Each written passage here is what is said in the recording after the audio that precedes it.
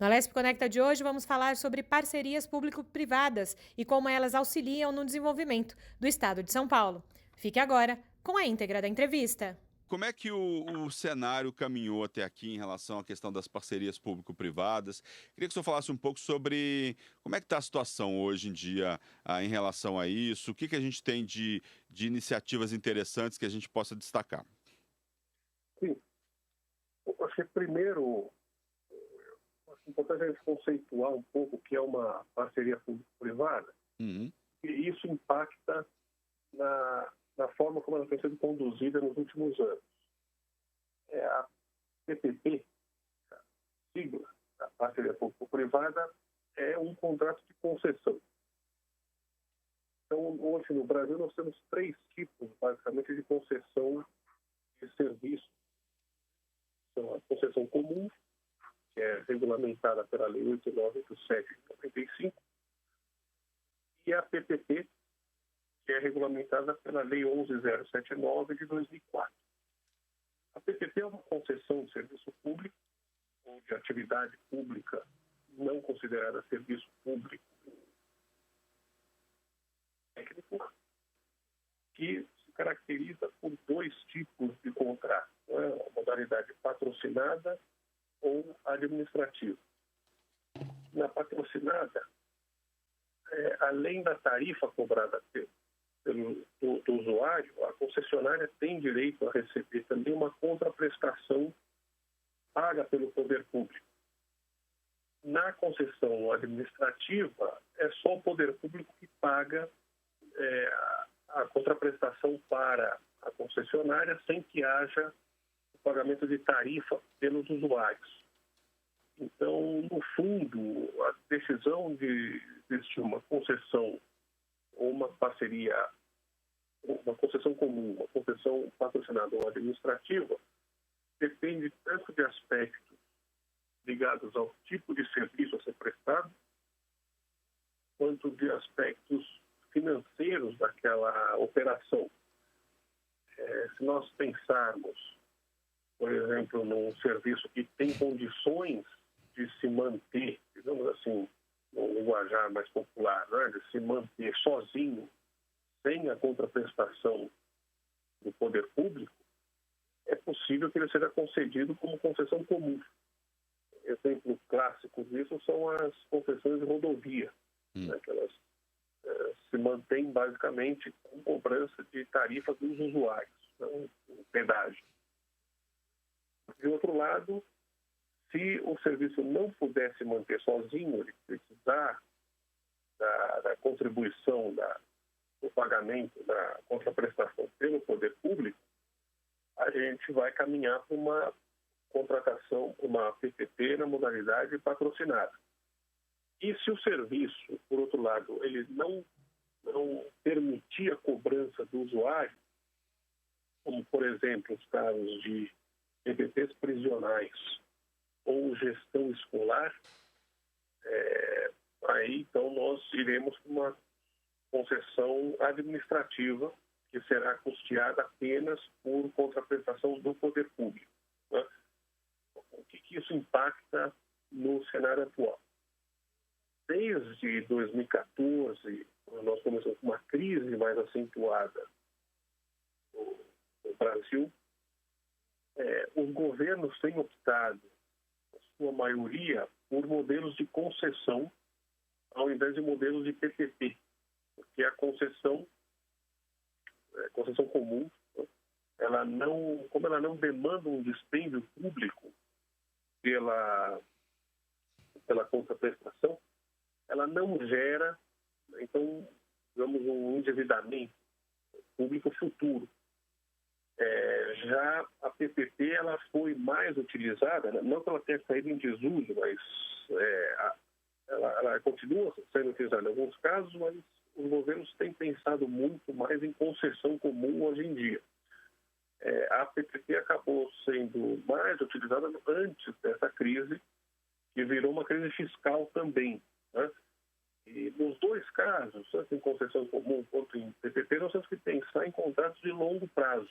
Então, são contratos que vão durar 15 anos, 30 anos, E isso impacta também numa projeção futura de receitas do poder público para poder fazer frente a esses valores no caso de concessão comum, concessão patrocinada ou administrativa.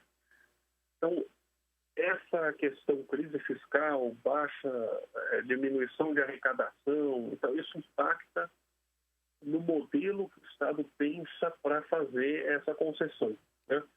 Eu me recordo, eu trabalhei no governo do Estado, na unidade de PPPs, entre 2015 e 2018. E uma das preocupações era essa. Então, a gente tinha ali um trabalho muito forte de analisar finanças públicas nos próximos anos vindouros, para poder determinar que tipo de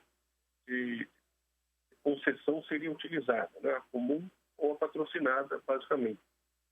E acabou sendo, isso até se reflete nos projetos que o Estado de São Paulo licitou nos últimos anos, em concessões comuns. Tá certo.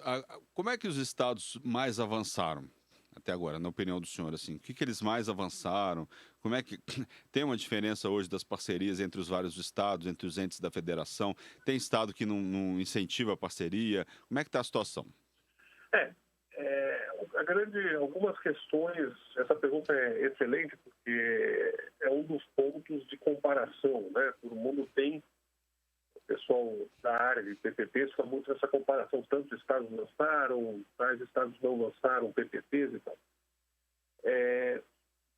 Eu acho que um ponto a ser analisado nesse tipo de resposta é o trabalho que uma PPP dá para ser estruturada, assim como uma concessão comum, né? Esses contratos de concessão e PPPs, eles são ao mesmo tempo, eu costumo brincar que eles são três coisas ao mesmo tempo, né? De um lado, ele é uma medida de implementar uma política pública, ainda que ele não represente a totalidade da política pública, ele vai representar um pedaço daquela política. Exemplo clássico, se eu pensar numa concessão de gestão hospitalar, né? O Estado de São Paulo tem uma PPP de hospitais, ele não representa, evidentemente, a totalidade da política pública estadual de saúde, ou saúde, principalmente de atendimento hospitalar, mas ele é parte integrante dessa política. Ao mesmo tempo que ele é uma forma de implementar a política pública, ele é um instrumento jurídico formalizado num contrato, né? E, ao mesmo tempo, ele é uma operação financeira, de financiamento de uma infraestrutura pública. A concessionária, ao vencer a licitação, ela vai fazer investimentos que serão amortizados e o valor vai ser recuperado desses investimentos ao longo do todo o contrato. Isso demanda que o Estado, e isso acaba ficando mais dramático em municípios, eles tenham equipes preparadas para estruturar esses projetos, né?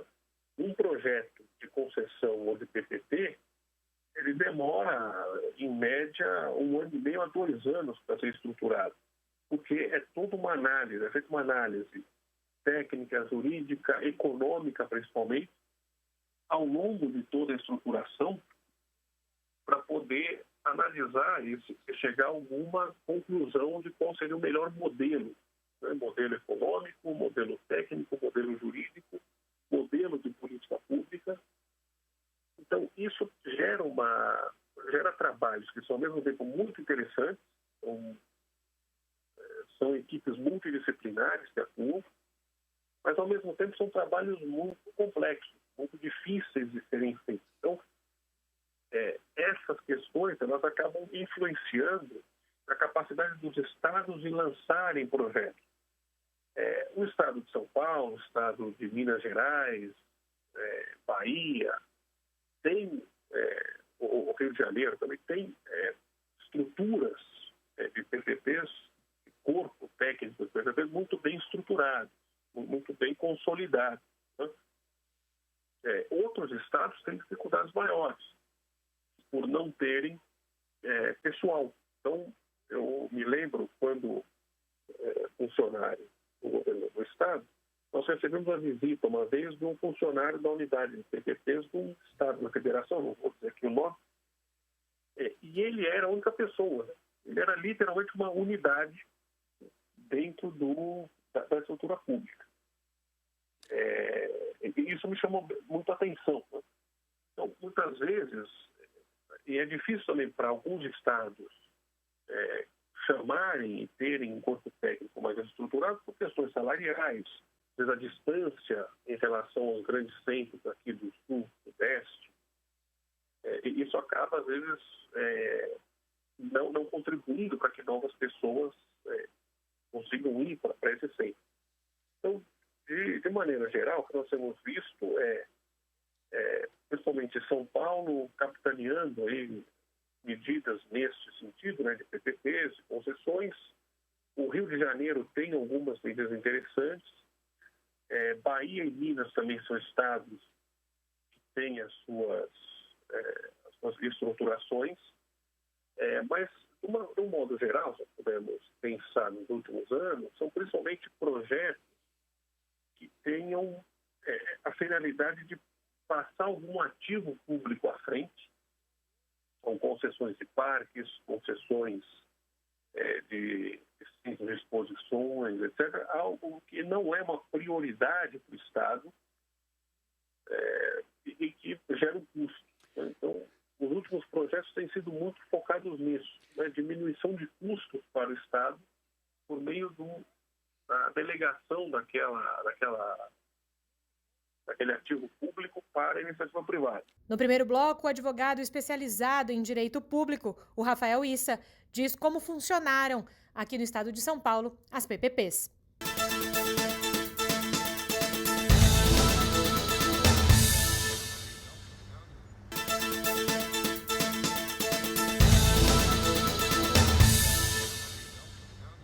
Nesse segundo bloco do Alesp Conecta, a gente continua falando sobre parcerias públicos-privadas com o advogado Rafael Issa. Quais foram aí os entraves até agora para as parcerias público-privadas no Brasil, nos estados, a nível federal, aqui em São Paulo? O que a gente tem aí de entrave? Como superar esses entraves, ainda mais agora em tempos de coronavírus? Sim. Bom, um dos entraves é a própria estruturação dos projetos, né? Para tentar destravar essa estruturação, vou fazer aqui por partes, digamos, pensando em grandes projetos, né? Em grandes fases dentro de um projeto de PPP.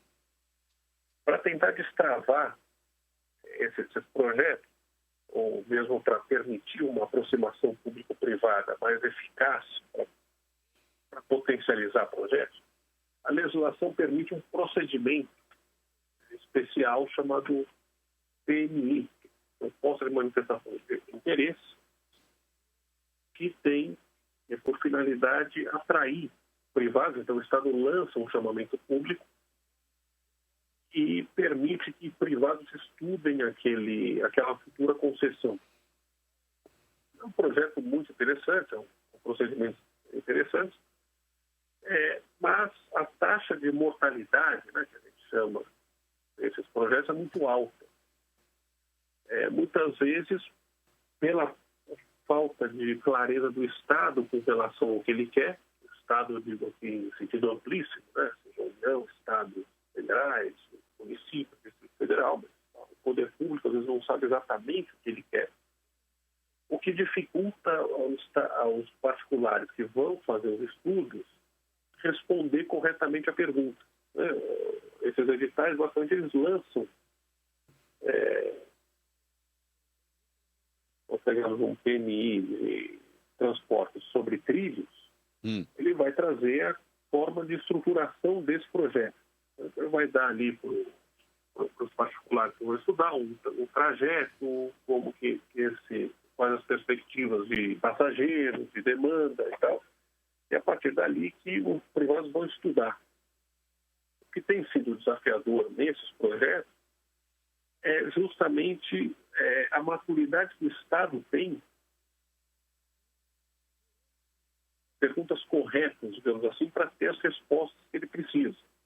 E aí eu volto ao ponto debatido no nosso momento anterior, que é a baixa estruturação de unidades de PPP no Brasil. Se as unidades não têm profissionais capacitados e que saibam fazer as perguntas corretas ao mercado, muito provavelmente o que virá em troca nesse procedimento será uma série de estudos que podem não ter conexão entre si e podem não gerar, a partir deles, um estudo completo sobre PPP, né, sobre um projeto. Então, há uma primeira dificuldade nessa formação, nessa estruturação dos projetos. Para isso, o BNDES tem participado como apoiador, principalmente em municípios, de projetos de PPP. Então, o BNDES contrata consultorias para, junto com o corpo técnico do banco, que é um corpo técnico muito especializado, poder auxiliar entidades públicas a fazerem estruturação de PPPs. O primeiro entrave é a estruturação dos projetos, né? As dificuldades e a complexidade desses projetos demandam estruturações que muitas vezes não há corpo técnico ou dificilmente ou há problemas nesse procedimento de oitiva do mercado, de estudo, né? São muito complexos, muitas vezes eles trazem problemas na sua estruturação. O BNDES tem tentado auxiliar por meio do corpo técnico da contratação de consultores. Há um outro problema também ligado à judicialização excessiva desses projetos, ou mesmo a representações constantes desses projetos junto ao Tribunal de Contas nos momentos de lançamento dos editais. Então, são projetos extremamente grandes, com impacto político e jurídico, financeiro também importantes. Então, há uma certa tendência a uma judicialização, a meu ver, um pouco excessiva desses projetos, né? Que muitas vezes se tornam instrumentos da oposição política de tentar politizar o debate em cima dos projetos. Então, são muito comuns ações populares manejar ou pessoas ligadas a órgãos, a categorias profissionais que vão ser atingidas por esses projetos, ingressarem na justiça às vésperas das licitações para tentarem barrar os projetos. Isso também é uma fonte de insegurança. Há, por outro lado, também um coeficiente político nesse processo, e como eles demoram a serem estruturados, às vezes no momento de maturação do projeto, ano eleitoral, e pela sua complexidade, os pontos polêmicos, muitas vezes os governantes acabam optando por frear um pouco o ritmo de avanço e aí então acaba prejudicando o caminhar normal desse projeto. Por outro lado, na própria execução dos contratos, depois dos contratos celebrados, nós também temos visto problemas na execução contratual, os problemas decorrentes da crise econômica. Então, se pegarmos contratos firmados em 2012, 2013, muitas empresas acabaram sendo colhidas aí na Lava Jato e não conseguiram crédito ou formas de fazer o financiamento dessas obras, né, desses empreendimentos. Então, isso também prejudicou, né? O momento de crise econômica, ele acaba trazendo problemas para todo mundo que está envolvido. Então, tanto o governo teve problema para financiar obras, quanto as empresas privadas contratadas tiveram esse problema. Então, a própria execução também acabou se tornando complexa, né? Interessante agora, nesse momento de corona, coronavírus, nós também teremos que repensar um pouco algumas questões desses contratos. Tudo é muito novo ainda, evidentemente, mas principalmente o pagamento de outorga pelas concessionárias e tal precisa ser repensado. Isso, o que é outorga, né? Para colocar o debate aqui na mesma página, outorga é o valor que a concessionária paga, na verdade, no momento anterior, durante a licitação, é o valor que a licitante se compromete a pagar ao poder público para explorar economicamente aquela atividade. Então, se pensarmos uma rodovia, por exemplo, a outorga é o valor que a concessionária vai pagar para o poder público para poder ser a concessionária que a licitante vai pagar para o poder público para poder ser a concessionária daquele ativo, né, da exploração da rodovia. Esse valor, muitas vezes, ele é pago à vista, quando o valor é baixo, ou ele pode ser parcelado ao longo de anos, durante a concessão, quando são valores mais altos. E aí tem uma outorga fixa, geralmente é paga à vista ou no prazo inicial curto, e uma outorga variável que representa um percentual do rendimento da concessionária na exploração daquele ativo. E aí ela paga ao longo da concessão. O governo federal, nessa semana, não me recordo se ontem ou antes de ontem, já anunciou que, no caso dos aeroportos concedidos, as outorgas que seriam pagas agora, no mês seguinte, agora a partir de março, ficam prorrogadas para dezembro deste ano, como forma de, digamos, salvar os contratos, né? Há uma diminuição do número de viagens de avião, com isso há uma diminuição de receita desses concessionários. Então, é necessário reprogramar pagamento e reprogramar obrigações das concessionárias para poder salvar os próprios contratos e as próprias concessionárias, né? Porque a concessionária, no fundo, é uma sociedade de propósito específico, que ela existe só para executar aquele contrato. Então, um impacto financeiro muito grande nas concessões vai demandar, isso é algo que a gente ainda vai ter que analisar como que vai ser esse impacto, mas vai demandar uma novas medidas e um repensar desses contratos a longo prazo, né, para poder salvar o próprio contrato. Então, a própria crise econômica, a própria diminuição de demanda, isso nós temos visto no Brasil desde 2014, mas agora vai ser, ao que parece, mais fundo, né, mais profundo.